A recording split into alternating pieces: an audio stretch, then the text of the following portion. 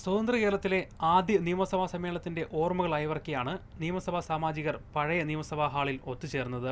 പാർലമെന്റിന് തന്നെ മാതൃകയായ നിയമനിർമ്മാണങ്ങളും നടപടിക്രമങ്ങളും നടന്ന സഭയുടെ ചരിത്രം നേതാക്കൾ ഓർമ്മിച്ചു. പുരോഗമനപരമായ നിയമനിർമ്മാണങ്ങൾക്ക് ശരിയായ തുടർച്ച വേണമെന്ന് മുഖ്യമന്ത്രി ആവശ്യപ്പെട്ടു.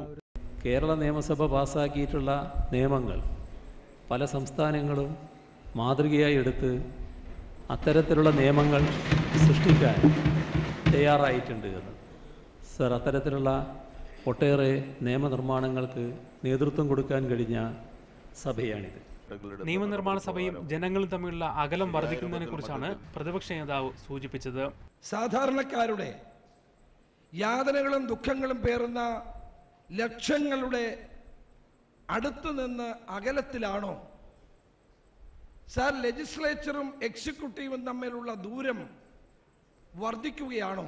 വികസന സമവായമെന്ന നിർദ്ദേശത്തെ ഉമ്മൻചാണ്ടി സ്വാഗതം ചെയ്തപ്പോൾ ചർച്ചകൾ മാത്രമായി നിയമസഭാ നടപടികൾ മാറിപ്പോകരുതെന്ന് VS ഓർമ്മിപ്പിച്ചു. രാവിലെ പുതിയ നിയമസഭാ മന്ദിരത്തിലെ രാഷ്ട്ര നേതാക്കളുടെ പ്രതിമകളിൽ പുഷ്പാർച്ചന നടത്തിയാണ് സമ്മേളനത്തിന് MLA എത്തിയത്. EMS പ്രതിമയിലെ പുഷ്പാർച്ചനയിൽ നിന്ന് UDF അംഗങ്ങൾ വിട്ടുനിന്നു. മുഹമ്മദ് അസ്ലം, മീഡിയ 1, തിരുവനന്തപുരം.